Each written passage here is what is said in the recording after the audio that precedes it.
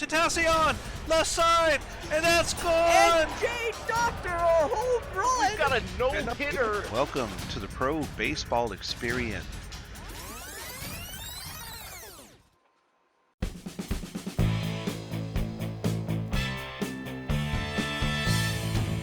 Hello everybody, welcome back to the PBE Rewind. I'm your host Gumland, and today we'll be recapping the first week of Season 1 of the PBE. As always, I'll start us off with the majors, and later we'll hand things off to Zodiac, who will cover the minors. Without further ado, let's jump right in with the standings.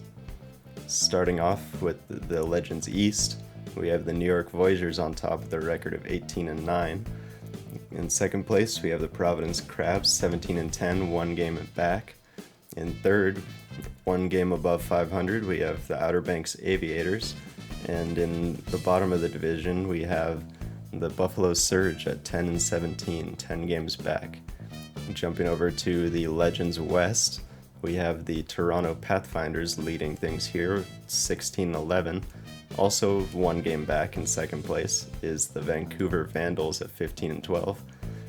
6 games back at 10-17 are the San Antonio Slots, and 10 games back at 6-21 are the Boise Raptors. Moving on over to the Champions Conference in the East, we have Lunar-based Space Rangers in the lead at the record of 18-9. Nashville Stars at 17-10, one game back, so far very similar to the Legends East. In third, we have the Detroit Demons at 16-11, 2 games back. And at the bottom, we have the Indianapolis Apex at 9-18, 9 games back from the lead. Over in the Champions West, leading things is the Cancun Toros with a record of 17-10. Tied for second is the Seattle Sea Serpents and the Death Valley Scorpions, both one game over 500. And in last place, we have the New Orleans Rougarous at 5-22, 12 games back.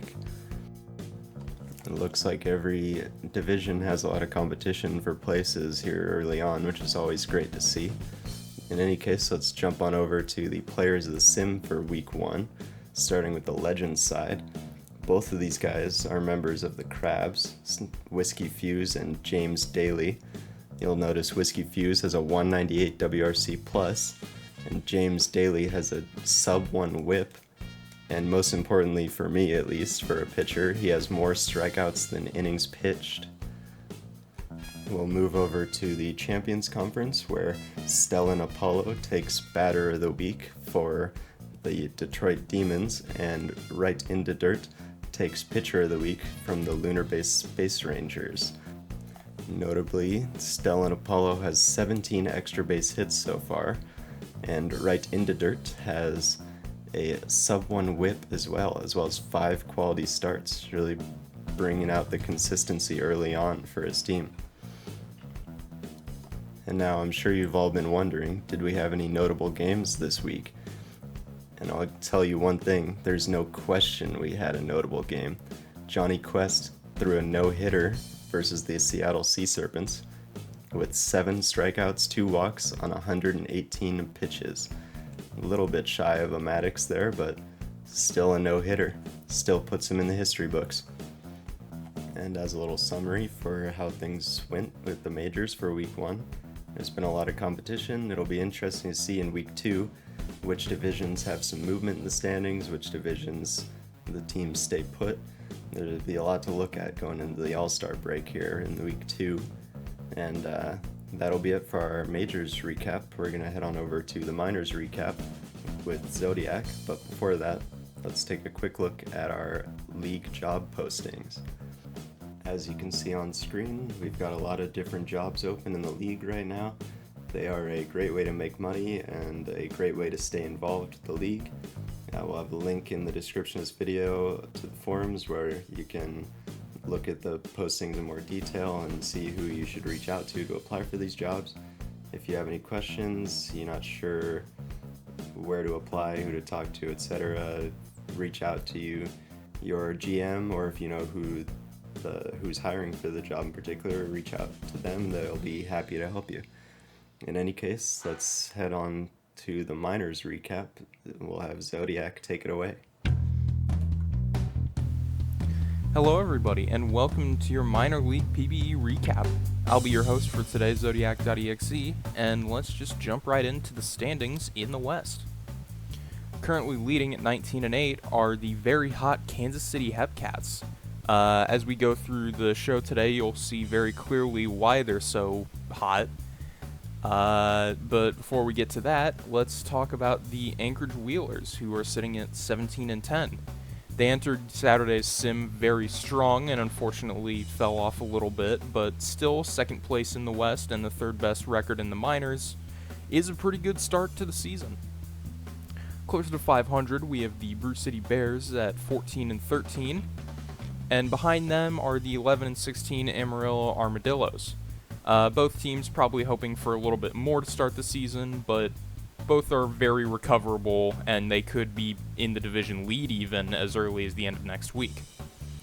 Prospects looking a little dimmer for the California Firehawks at 7-20, currently with the worst record in the minors, but again, a lot of baseball to play. Anything can happen in these next 3 weeks. Over in the East, Chicago has a 3-game lead on the division. They're very strong so far as well. Florida is currently sitting at 15-12, currently a game ahead of the runner-up State College Swifties. Puerto Rico, despite having very good fielding thus far, is only at 11-16, but again, they could be in the division lead as early as next week if things go right. And Louisville actually are kind of in the opposite position to Anchorage, where they had a very slow start, but a good sim yesterday and the day before sort of gets them up and helps them recover a little bit. Moving on to our Players of the Week, we'll start with the Sim Decided Player of the Week awards. And you'll notice they are all Hepcats. This is why the Hepcats are 19-8. They have multiple players who are just going off every single week. Week 1's winner is shortstop Erp Stevo, and while Week 2's winner is right fielder Webster Rochka. Weeks 3 and 4 were won by the same player, third baseman Leo Livid, and as we move on to our players of the Sim Week, you'll see exactly why. In the West, Leo Livid is raking. He has a slash line of a 431 average, a 489 OBP, and a 715 slugging for an OPS of 1205, which clearly leads every single hitter that is on a starting lineup. Over on the pitching, you'll notice it's yet another Hepcat, Tommy Vanderhonken. He's had a very good start to the season. In all of his starts, he's only allowed a single home run and currently ties for the lead in strikeouts per walk. Over in the East, our hitter of the Sim Week is Cal Pico, who is pacing all of Florida in OBP and slugging, and also ties for the team lead in home runs and RBIs. Very strong performance from him this week. And our pitcher will be reliever Mitch Gopinski, who's currently sitting on a 2.04 ERA, a 93 WHIP, and in his relief appearances has allowed 0 home runs and only issued 9 walks. One thing of particular note for hitters is the number of hit streaks we've seen so far this season, especially ones that are going above 20. Rookie Don Marcus started the season with a 22-game hit streak, which I'm sure, congratulations to him, and I'm sure he's very happy to see that. For Notice Ixon, Alyssa Jacob, and Erp Stevo, they all had 21-game hit streaks get ended last sim. All very strong hit streaks as well. And Leo Livid, who frankly I'm getting a little tired of talking about for very good reasons, he currently has a 20-game and counting hit streak. So, and I joke that I'm getting tired of talking about him. I'm really happy to see him doing well, and I hope he continues raking. I'm excited to see what he does for the rest of the season. For our games of the week, starting with the opening day and the game after between Florida and State College, both games going to extras and both games ending in a walk-off for Florida. Opening day's game was a walk-off delivered by pinch hitter Max Polite on a single. And Game 2 ended on a 2 RBI double from center fielder Will Izzers. It's not all bad for State College, though, as on May 2nd, they went home and they put up 17 runs on the Brew City defense. Nearly every Swiftie had multiple hits. Plus, ironically, rookie Smokey Bear was a home run short of the cycle.